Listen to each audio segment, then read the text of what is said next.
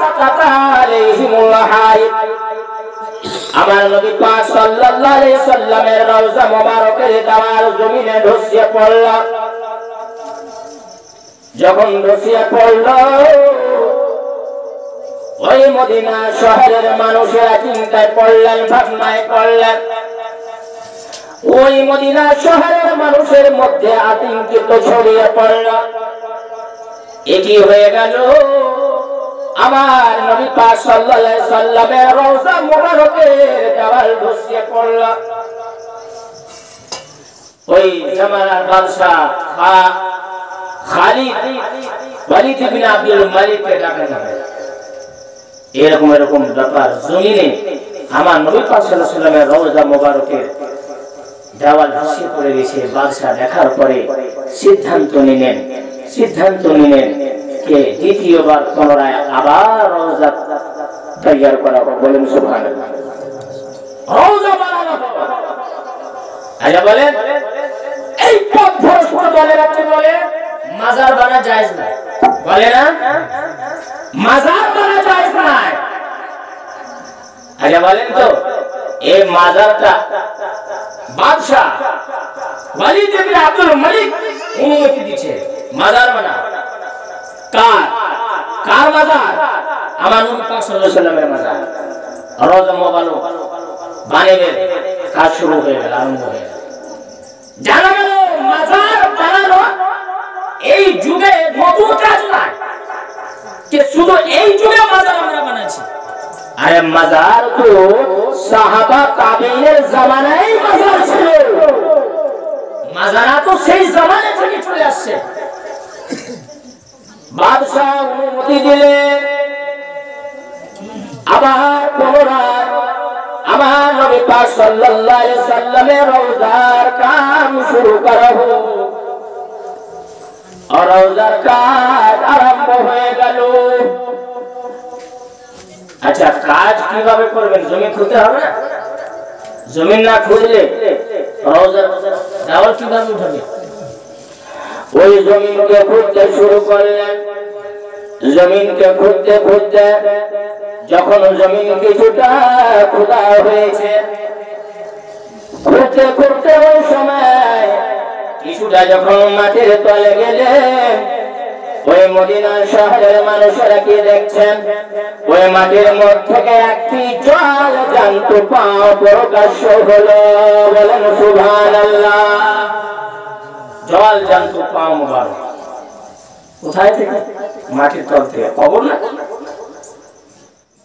কত বছর পর কমসে কম 100 বছর পর 100 বছর পর রওজার কাজ চলছে জমিনকে খুঁড়তে যে কবর থেকে জল জ্যান্ত পাও লাগে না যে 100 বছর হয়ে গেছে লাগছে যে আজকেই দাফন করা হয়েছে বলেন সুবহানাল্লাহ এত সুন্দর পাও মুবারক কত মুবারক জল জ্যান্ত পাও প্রকাশ্য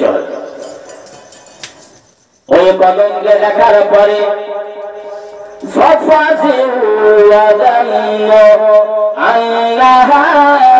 কদমুন নবী সাল্লাল্লাহু আলাইহি সাল্লাম ওই কদম মোবারককে দেখার পরে মদিনা শহরের মানুষের মধ্যে আতঙ্কিত ছড়িয়ে পড়ল মদিনা মানুষেরা ক্ষেত্রে গেলেন দাঁড়িয়ে গেলেন চিন্তায় পড়লে ভাবনায় পড়লেন কি সিদ্ধান্ত নেব এই জায়গাতে আমার নবীর রওজা মোবারক এই জায়গাতে আবু বকরের কবর মোবারক এই জায়গাতে হযরতে ওমরের কদম মোবারক এই কদম মোবারক আমার নবীর না অথবা আবু বকরের ইয়া উমরের সিদ্ধান্ত নিতে পারে না মদিনা শহরের মানুষেরা চিন্তায় পড়লেন ভাবনায় পড়লেন এই কদম মোবারক কার আমার নবী পাকের আবু বকরের বা উমরের কার কদম মোবারক وظنوا أنها قدم النبي صلى الله عليه وسلم ওই মদিনা শহরের মানুষেরা চিন্তায় ভাবনা করার পরে সিদ্ধান্ত নিলেন নির্ণয় নিলেন হয় না হয় সম্ভবত এই কদম মোবারক আমার নবী পাকের বলেন সুবহানাল্লাহ কমসে কম 100 বছর পর মদিনা শহরের মানুষেরা চিন্তা ভাবনা করার পরে সিদ্ধান্ত নিলেন এই কদম মোবারক কার? বলুন কার? আমার নবী পাক সাল্লাল্লাহু আলাইহি ওয়াসাল্লাম। ফামা ওয়াজাদু আহাদান ইয়ালামু যালিক, ওই মদিনা শহরে এমন কোন ব্যক্তিকে পাওয়া যায় না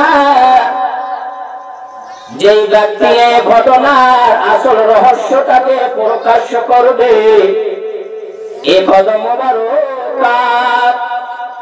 কোন এমন ব্যক্তিকে পাওয়া যায় না। খুঁজো, মদিনা শহরে খুঁজো, এমন ব্যক্তিকে খুঁজো যে ব্যক্তি এই কথাটা, এই ঘটনার আসল রহস্যটাকে বলবে, প্রকাশ করবে যে আসলে এই কদম মোবারক কার? আমার নবী পাক সাল্লাল্লাহু আলাইহি ওয়াসাল্লামের বা আবু বকরের বা উমরের কার? খুঁজো।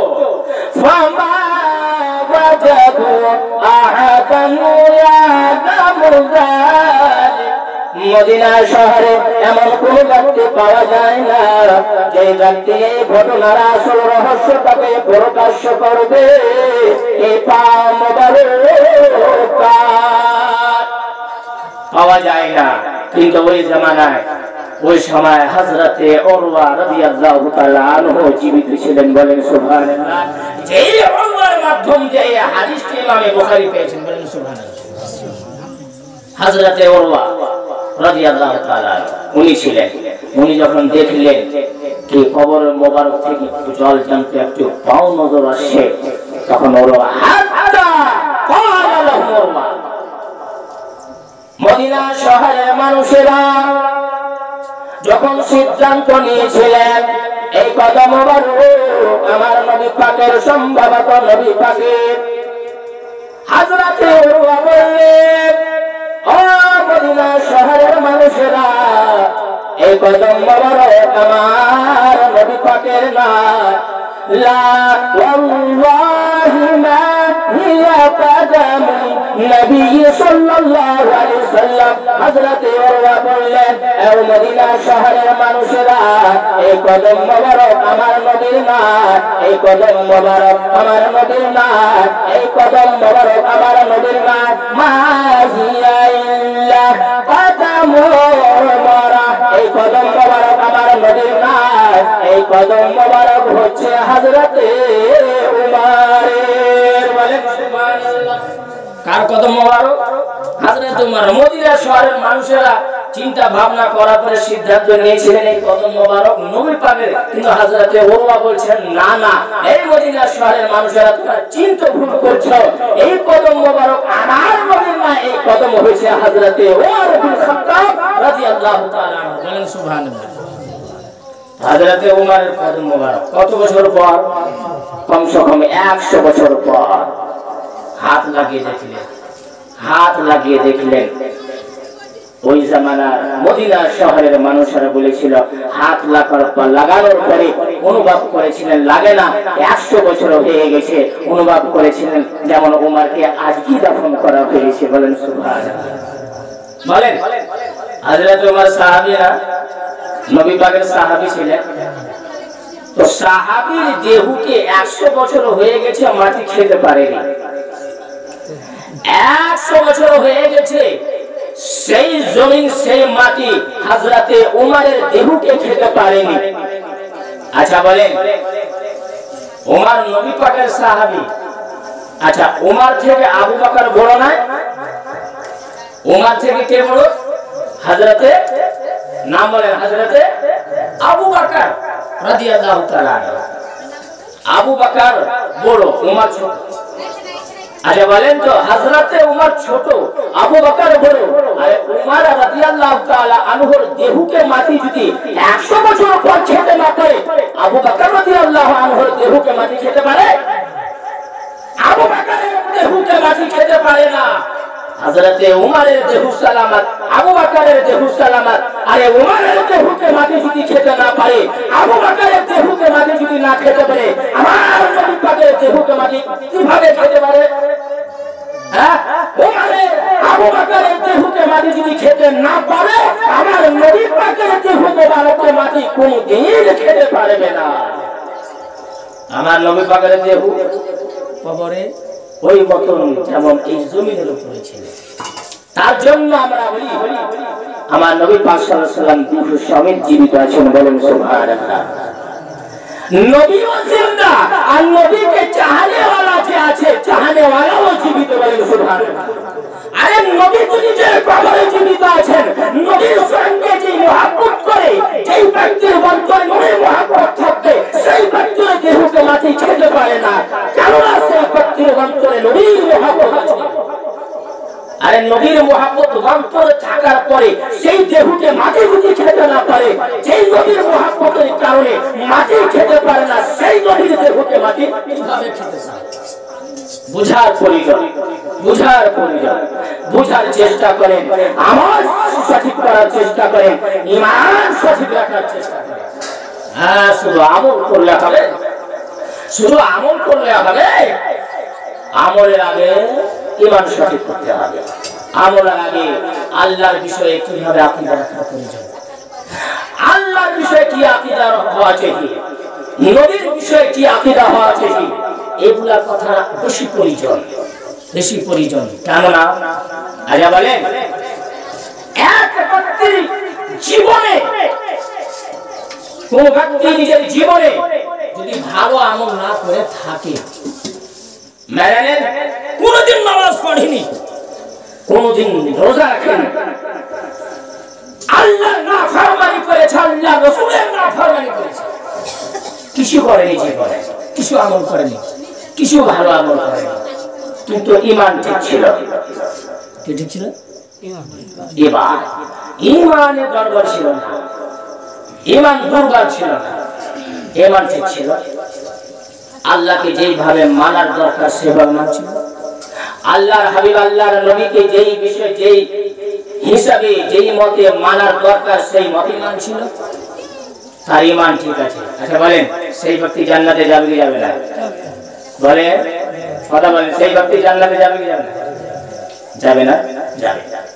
হ্যাঁ, আমল করেনি, আমল না করার কারণে, আল্লাহকে নারাজ করার কারণে, আল্লাহ রাসূলকে নারাজ করার কারণে জাহান্নামে আল্লাহ পাঠাতে পারে। কেন? যে আল্লাহকে রাজি করার চেষ্টা করি না, আল্লাহ রাসূলকে রাজি করার চেষ্টা করি। আরে জীবনে ভুল একরকম হয় না, একটা ভুল হয় ঈমানের ভুল, আর একটা ভুল হয় আমলের ভুল। আমলের ভুল হলে আল্লাহ মাফ করে দিবেন, ঈমানের ভুল হয়ে গেলে আল্লাহ মাফ করবেন, আল্লাহ মাফ করবেন। ঈমানের ভুল হয়ে গেলে আল্লাহ মাফ করবে না, কিন্তু আমলের ভুল হয়, ঈমানের যদি ভুল না হয় আল্লাহ মাফ করবেন, বলেন সুবহানাল্লাহ। তো ঈমান বেশি জরুরি না? আমল পরে আগে ঈমান, আগে ঈমান সঠিক করো, আমল তো করতে হবে। আরে ঈমান থাকলে প্রত্যেক ঈমানদার ব্যক্তির উপরে আল্লাহ কত নামাজ ফরজ করেছেন, নামাজ তো পড়তেই হবে। আমি বললে নামাজ পড়বেন, আর আমি না বলি নামাজ পড়বেন না? আরে নামাজ তো প্রত্যেক ব্যক্তির উপরে ফরজ আছে। আমি বললেও ফরজ, না বললেও ফরজ, আমি বললেও পড়তে হবে, আমি না বললেও নামাজ পড়তে হবে। রোজার মাস আসলে আমি বললেও রোজা রাখতে হবে, না বললেও রোজা রাখতে হবে। আরে কোন আলিম ওলামা যদি বক্তব্য না দেয় আপনি রোজা রাখবেন না? কোন আলিম যদি আপনাকে না বলে আপনি রোজা রাখেন, আপনি রোজা রাখবেন না? কোন আলিম যদি না বলে হ্যাঁ আপনাকে আপনি নামাজ পড়েন, নামাজ তো পড়তেই হবে। বলে বলি বানা, কোন আলিম বলে বানা বলে বক্তব্য দেয় বানা, আমার তো ফরজ আছে, আমার তো ফরজ আছে, আমার তো করতে হবে। কিন্তু আমল করতে হবে, আমলের আগে ঈমান ঠিক করতে হবে, ঈমান ঠিক করতে হবে। ঈমান ঠিক থাকলে সবই ঠিক থাকবে। কি জানা গেল এই বুখারী শরীফের হাদিসের মাধ্যম দিয়ে? কি জানা গেল?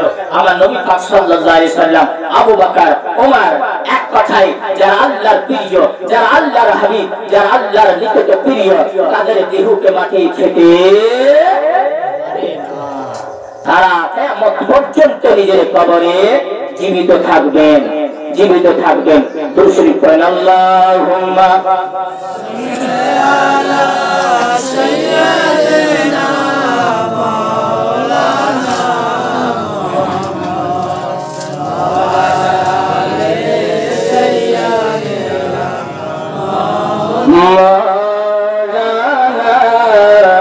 মুহাম্মদ সাল্লাল্লাহু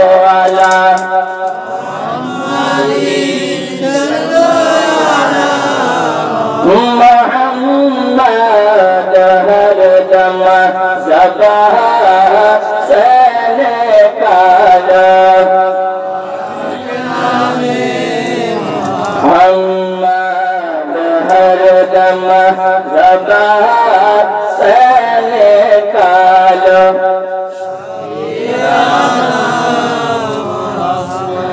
زمین میں نہیں ہوتی زمن میں لا نہیں ہوتا ذوری بولیں سبحان اللہ زمین میں نہیں ہوتی زمن میں لا نہیں ہوتا زمین میں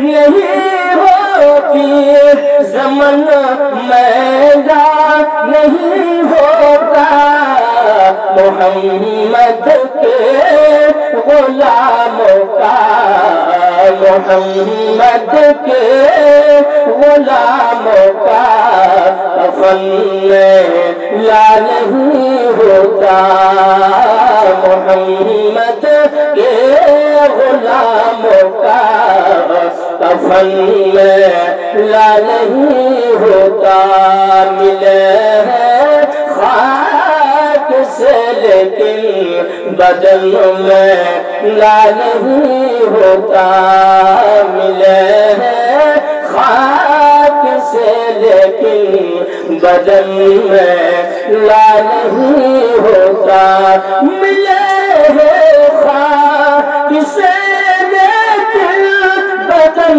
میں لا نہیں ہوتا محمد کے غلاموں کا محمد کے غلاموں کا کفن میلا نہیں ہوتا محمد کے غلاموں کا کفن میلا نہیں ہوتا زمین میں نہیں ہوتی زمن میلا نہیں ہوتا محمد کے غلاموں کا کفن میلا نہیں ہوتا اللہم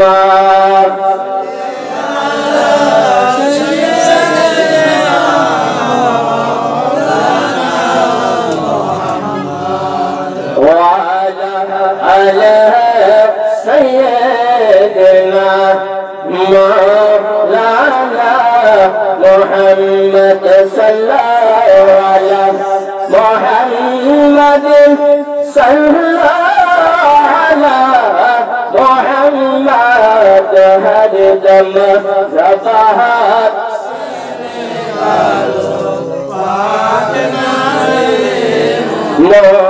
محمد ہر دم ذبح سے نکالا شفیعنا محمد صلی اللہ علیہ وسلم سیدنا غوث اعظم رضی اللہ تعالی عنہ جگہ عنہ زمانائے ایک اللہ ولی ایک اللہ پیر اللہ محبوب بندہ جے بندر نام ہوچھے حضرت سیدنا احمد کبیر رفاعی رحمت اللہ علیہ ইনি হলেন গৌসে আজমের যুগকার আল্লাহর ওলি ছিলেন অনেক বড় আল্লাহর ওলি যে আল্লাহর ওলিকে গৌসে আকবর বলা হয়েছে বলেন সুবহানাল্লাহ গৌসে আকবর গৌসে আজম গৌসে আকবর সেই আল্লাহর ওলি এক সময় এই ঘটনাটাকে ইমাম জালালউদ্দিন সিয়ুতি রাহমাতুল্লাহ তাআলা আলাইহি নিজের লেখা আল হাদিল ফাতাওয়া এই কিতাবের মধ্যে এই ঘটনাটাকে বর্ণনা করেছেন ইমাম জালালউদ্দিন সিয়ুতি রাহমাতুল্লাহ আলাইহি বলেছেন আল্লামা সাইয়্যিদনা আহমদ কবির রিফাঈ রাহমাতুল্লাহ তাআলা আলাইহি হজ করার সময় হজ করতে গেলেন 555 হিজরিতে 555 হিজরি সালে ওই সালে মক্কা শরীফ গেলেন হজ করতে। আল্লাহর ওলি সাইয়েদনা আহমদ কবির রিফাই রাহমাতুল্লাহ ইনি আল্লাহর ওলি ছিলেন। মক্কা শহরে যে হজ আদায় করলেন, কাবা শরীফের তাওয়াফ করলেন, আরাফাতের ময়দান গেলেন, সাফা মারওয়ার পাহাড়ে দৌড়া গেলেন, কুরবানি আদায় করলেন। হজের সমস্ত আরকান আদায় করার পরে মক্কা শরীফ থেকে ওই আল্লাহর ওলি মদিনা শরীফের সফর শুরু করলেন। বলেন সুবহানাল্লাহ। আর মক্কা গেলে হজ আদায় হয়, মক্কা না গেলে হজ আদায় হয় না। মক্কা না গেলে কাবার তাওয়াফ হয় না, কাবা ঘরের তাওয়াফ হয় না। মক্কা শরীফে কাবা শরীফের তাওয়াফ করা যায়, কাবা শরীফের তাওয়াফ না করলে হজ আদায় হয় না।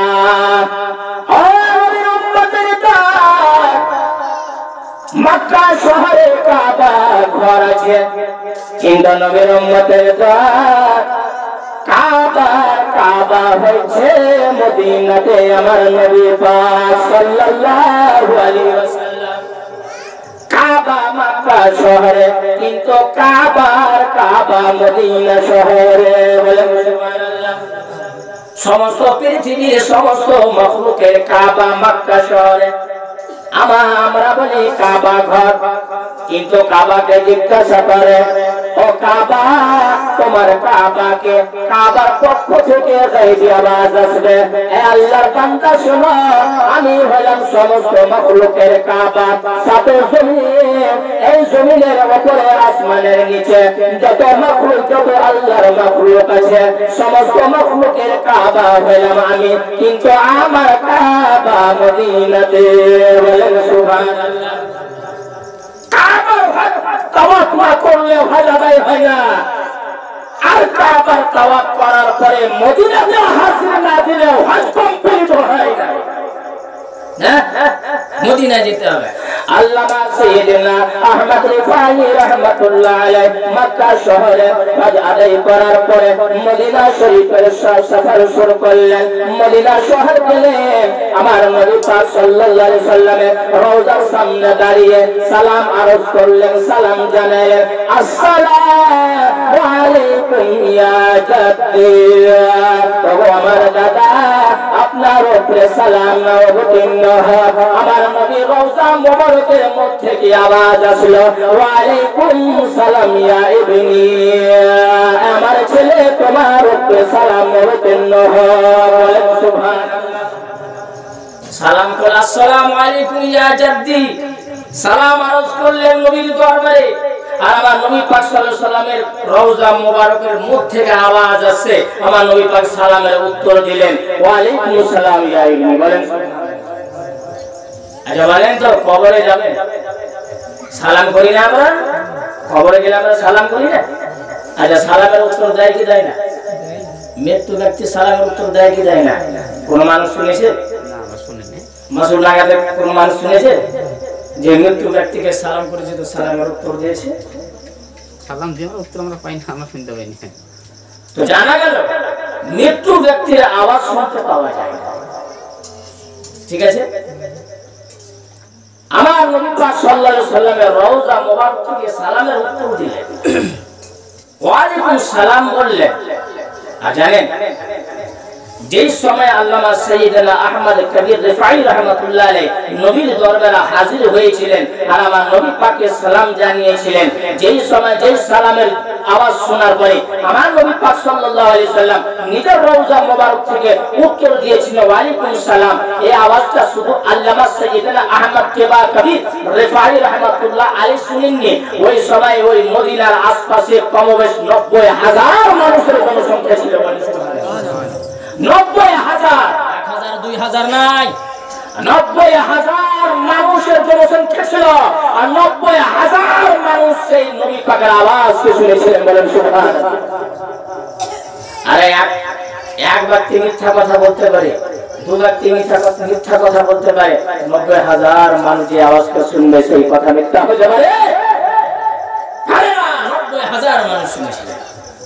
যখন আওয়াজ আসলো যখন আওয়াজ আসলো আল্লামা সাইয়েদনা আহমদ রিফাই রাহমাতুল্লাহি তাআলা আলাইহি আমার নবী পাকের দরবারে আরজ করলেন, অনুরোধ করলেন, হুজুর যখন হজের মাস আসে, যেই বছরে যেই মাসে হজ হয়, যখন হজের সময় আসে, আমি নিজের রূহটাকে নিজের প্রাণকে ও নবী আপনার দরবারে আমি প্রত্যেক বছর হজের মাসে হজের সময় আমি নিজের প্রাণটাকে নিজের রূহটাকে আপনার দরবারে পাঠিয়ে দিই। বলেন সুবহানাল্লাহ।